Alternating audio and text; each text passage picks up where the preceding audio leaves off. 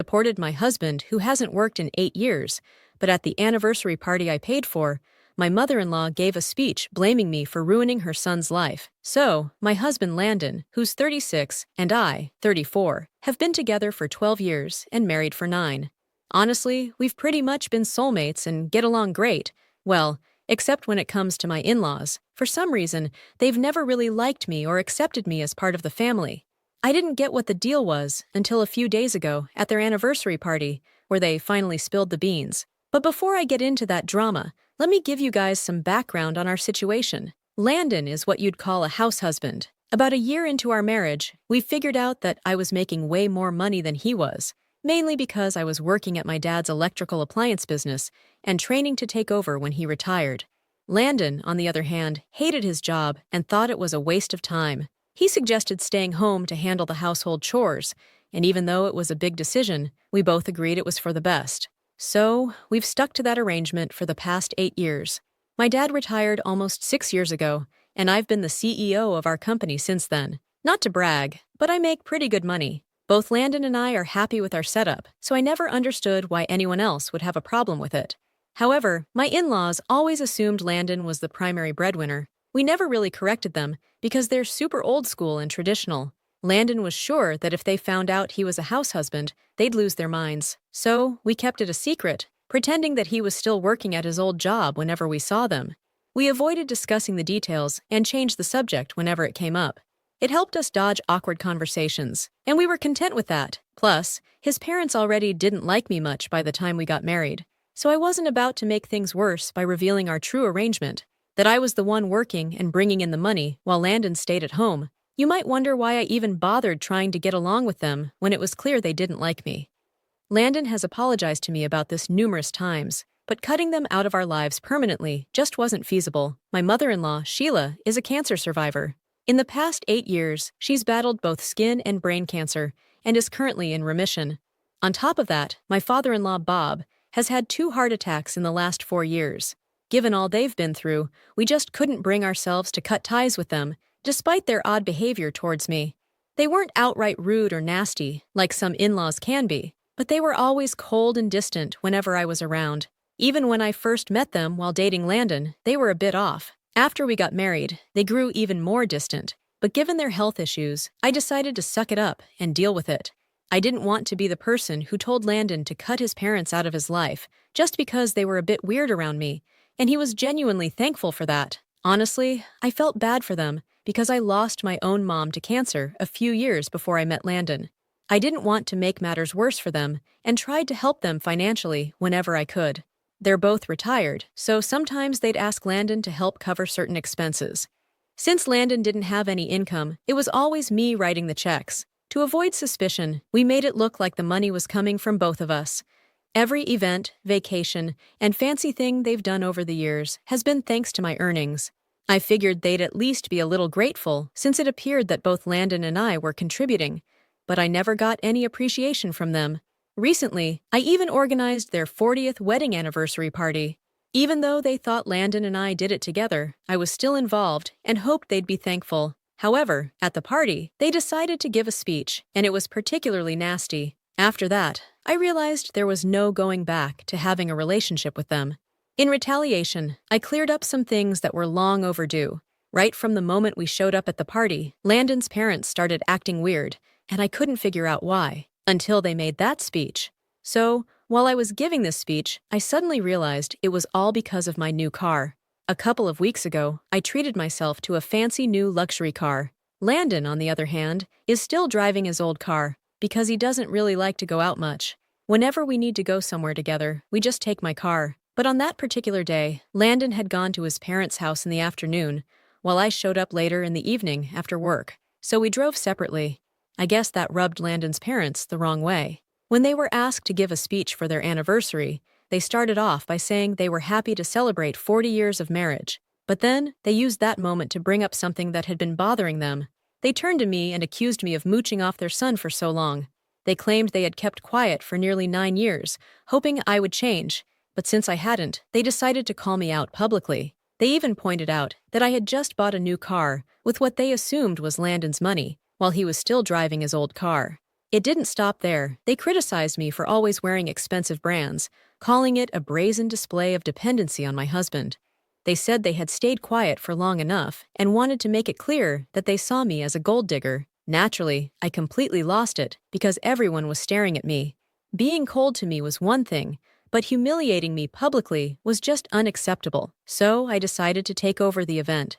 I got up on stage and made my own speech to clear everything up.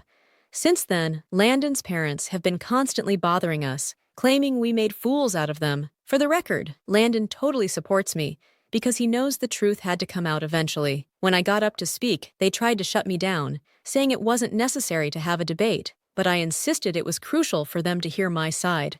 I explained that for the past 8 years, Landon hadn't worked a day because of me. I revealed to the whole family that Landon was actually a house husband and I was the breadwinner. Contrary to what they believed, I was the one financing everything all along. Their accusations of me depriving Landon were completely baseless. He chose to dress modestly and drive his old car. I admitted that maybe hiding the truth about our financial situation was a mistake, but it likely wouldn't have changed their opinion of me. They had disliked me from the start, regardless of my contributions. Over the years, whenever we helped them out financially, we made it clear I was an equal partner in supporting them, but they were never grateful. We lied partly for our own peace of mind because they had disliked me, even before we started hiding the truth. Now that everything was out in the open, I saw no reason to stick around and get insulted anymore, so Landon and I left. Back home, it felt like a huge burden had been lifted. We had been maintaining these lies for 8 years, and now that the truth was out, we had nothing to worry about. But the very next day, Landon's parents called, claiming what we did at the party was wrong. We thought they might apologize or attempt to sort things out, but instead, they called us horrible people for lying and said my speech humiliated them. I told them I didn't make them look bad, I just showed them a mirror. While I can agree that lying wasn't entirely right, what else could we have done? Without the lie, they would have constantly harassed Landon to get a job, and we couldn't just cut them off because of their illnesses. So, I can justify the lies.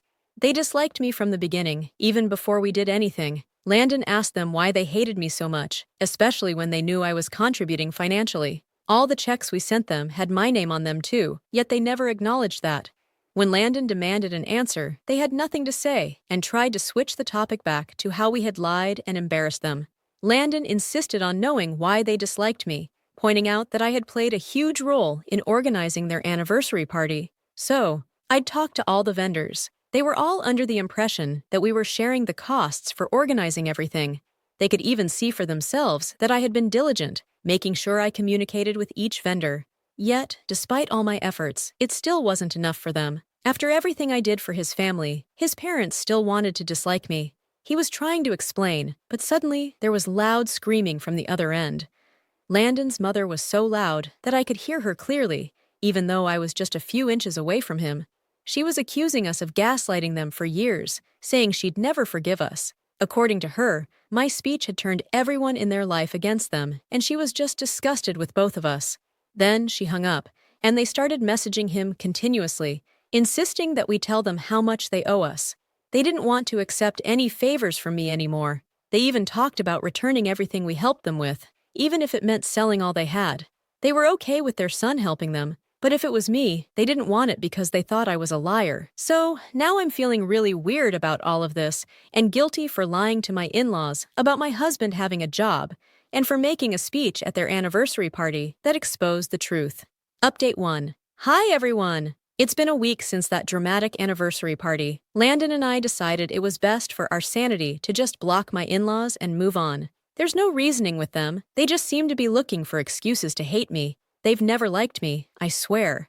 I'll admit, we probably shouldn't have lied to them for so long. It definitely made them feel betrayed. But honestly, I don't think telling them the truth from the beginning would have made them like me any better. We had been keeping in touch with them because I felt bad about their various illnesses and didn't want to take their son away from them. But now, Landon's had enough of their toxicity. He's been apologizing to me every day since the party, thinking it's all his fault. I've told him repeatedly that he isn't responsible for his parents' actions. Interestingly, many of his relatives have reached out to me, expressing their support and saying what my in-laws did at the party was unacceptable. Most of them have cut ties with my in-laws, but I don't feel good about it. They are just a lonely old couple after all. I won't go out of my way to encourage anyone to cut them off, but I won't interfere either. People have the right to make their own decisions. This whole situation has really frazzled my nerves, and I just want to move on with my life. Landon and I are planning a short trip this weekend to get away from it all. One upside to all this drama is that it's given us an excuse to take a break and spend some quality time together to process everything. Update 2. A couple of days ago, Landon and I went ahead and blocked Bob and Sheila on all fronts. We left no stone unturned to ensure they couldn't contact us. Yesterday, we set off for a short beach trip to relax, but then I got a call from our alarm company saying someone was trying to break into our house. I had a gut feeling it was Bob and Sheila, so I logged into our security cameras to check the footage, and lo and behold, it was them. They had been standing outside our door, ringing the bell for almost 15 minutes before trying other ways to get in.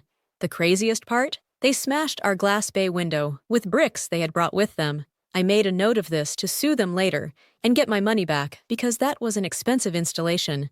Given their age and circumstances, it was pretty bold of them to try this. They were still in our house when I got the call from the alarm company, so I called the cops immediately and informed my neighbor, who's also a good friend. Within half an hour, the cops arrived and escorted them off our property. Now it's up to the DA to decide whether they'll be charged. They probably won't be because they're old and might claim senility or something, but it really pissed me off. My neighbor managed to get someone to install a temporary glass pane, which is much cheaper than the original one, so we'll need to replace it when we get back. I'm determined to make Bob and Sheila pay for the damage and every penny they've cost us because their behavior is infuriating. Despite all this, Landon and I are still spending our weekend at the beach. We've decided not to let their antics ruin our plans. We'll deal with everything once we're back in the city. Update 3. Just as I'd expected, the DA dropped the charges against them, likely because of their age. Landon mentioned that his dad is good buddies with someone related to the DA, so that probably played a role too, which feels really unfair to me. But honestly, I'm done pursuing it because it's just not worth my time, especially since we checked the house and found nothing missing. They didn't steal or break anything inside, and frankly, I have no idea what they were up to in there. Still, I'm sending them a legal notice to cover the cost of replacing our glass door. I've already emailed demanding they pay back the money they owe us. They've been pretty bold before, always asking how much they owe, saying they don't want to take a single dollar from us.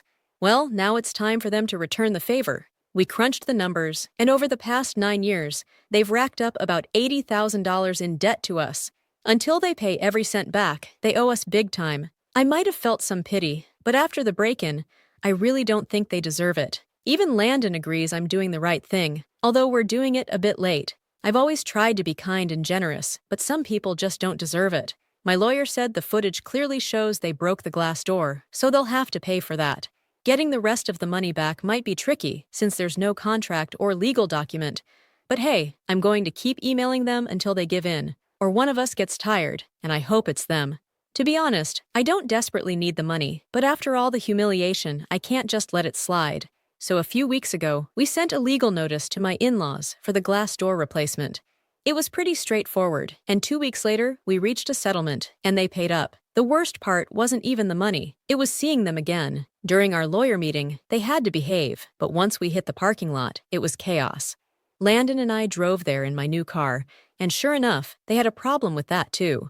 Sheila came up, spat near my feet, and told me to leave, or else I'd regret it. All because they feel humiliated and blame me for their downfall. Landon stepped in, calling out their behavior, and she fired back, calling him a loser. Then, out of nowhere, Bob jumped on the car hood, punched the windshield, hurt himself, and cracked it. Sheila, thinking she was clever, said she'd send more money for the windshield repair. Landon and I were stunned. We thought about calling the cops, but they'd probably get off easy again. So, we decided to move on. We're getting the money back, and that's what matters. We're done with them and their drama. They can deal with the consequences on their own. We don't need to drag the law back into it. We're just exhausted from all the hassle. Now, we're focusing on living a peaceful life, completely cutting ties with Bob and Sheila. Originally, I didn't want them isolated from the family, but I've changed my mind. Landon has reached out to the relatives, explained everything, and made it clear that if Bob and Sheila are invited to any gatherings, we won't be there. Most of the family supports us and wants nothing to do with them either. It's been about a year since all that drama, and guess what? I'm pregnant. We found out a couple of weeks ago, and yesterday we had a little party to announce it.